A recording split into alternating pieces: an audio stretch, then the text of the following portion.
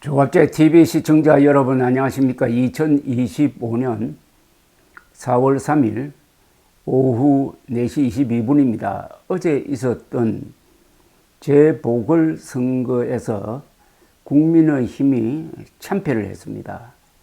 그 가운데서 가장 충격적인 선거 결과는 어디서 나왔느냐 하면은 거제시장 선거입니다. 경상남도 거제시장 선거에서 민주당 후보가 압도적으로 이겼습니다.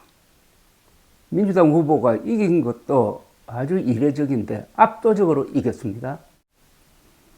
거제시는 큰 조선사가 많이 들어서 있는 곳이고 무엇보다도 김영삼 전 대통령의 고향입니다. 바로 이곳에서 민주당 후보가 60% 득표율, 그리고 국민의힘 후보가 34% 득표율, 거의 더블 스코어로 민주당이 이겼습니다.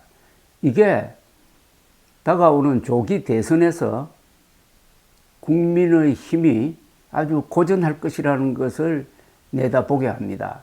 그리고 그 속을 찬찬히 들여다보면은 지금 친윤석열 세력이 장악하고 있는 국민의힘이 지금과 같은 윤석열 비호 전략, 그리고 광장 세력 연대 전략으로 나가면은 앞으로 조기 대선에서 어떻게 될지 하는 것을 가늠하게 하는 하나의 샘플입니다.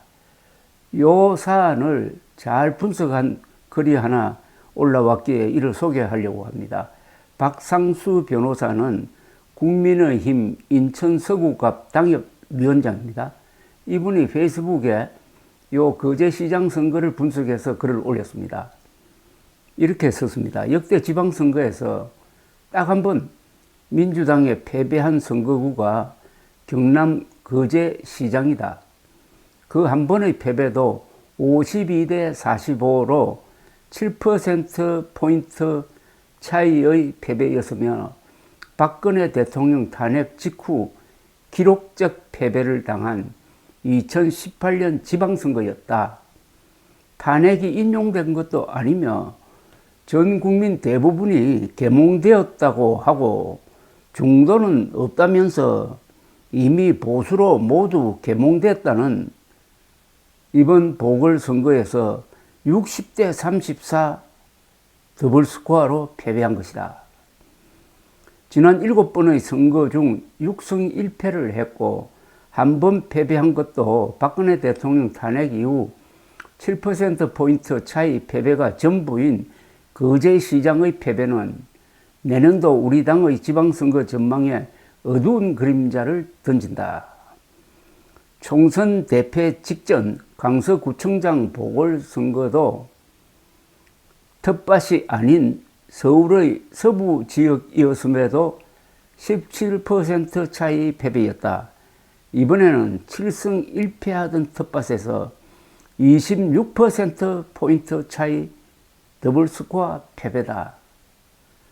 윤상현 의원이 적극 지지 유세를 나간 구로구청장 선거의 자유통일당 후보는 60대 26으로 33.91% 차의 기록적 패배를 당했다.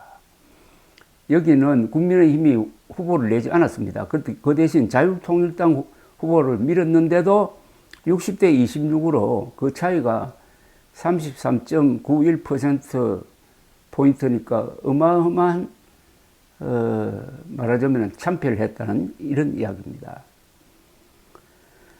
구로구는 작년 총선에서 구로갑이 55대 45, 구로을이 59대 40으로 패배한 곳인데 그보다 절반 정도 지지를 날려먹었다는 겁니다. 작년 총선 때보다도 민심이 더 나빠졌다는 이야기입니다. 윤상현 의원이 그토록 적극적으로 유세하고 아스팔트에서 그토록 열렬히 응원한 결과다. 원외 당협위원장 중에는 구로구청장 보궐선거 지원 유세를 간 윤상현 의원을 비판하는 필자에게 자유통일당과 합당도 고려해야 된다는 말을 하는 사람이 있다. 지난 총선에서 3%도 얻지 못한 자유통일당 후보를 적극 지원하고 중도는 없다면서 자유통일당을 향해 맹렬히 달려간 결과가 이렇게 비참하게 됐다는 겁니다. 이 선거 결과를 보고도 중도는 없다. 우리끼리 똘똘 뭉치면은 힘센 우리를 보고 중도는 온다는 이야기를 여전히 믿고 따른다면은 우리 당의 미래는 없을 것이라고 했습니다. 아주 처절한 분석입니다. 지금 국민의힘은 불가피한 조기 대선 준비를 전혀 하지 않고 가능성이 거의 없는 윤석열 대통령 탄핵 기각에 목을 메고 연일 음모론자들과 손을 잡고 윤석열 지키기 캠페인을 벌이고 있는데 전혀 선거 준비를 안 하고 있다는 겁니다. 이러다가는 조기 대선도 망치고 내년 지방선거도 망칠 것이라 하는 걱정을 바로 국민의힘 소속 당의 위원장이 하고 있습니다. 지금 국민의힘은 벼랑을 향해서 계속 질주를 하고 있습니다. 내일이 바로 벼랑 앞에까지 가는 날입니다. 내일 윤석열 대통령 파면이 결정될 때 거기서 멈추지 않고 그냥 직진해버리면 벼랑에서 떨어집니다. 그 말은 조기 대선 그리고 내년 지방선거를 날려먹는다는 겁니다. 그럼 일단 멈춰야 됩니다. 일단 멈추고 유턴을 해야죠.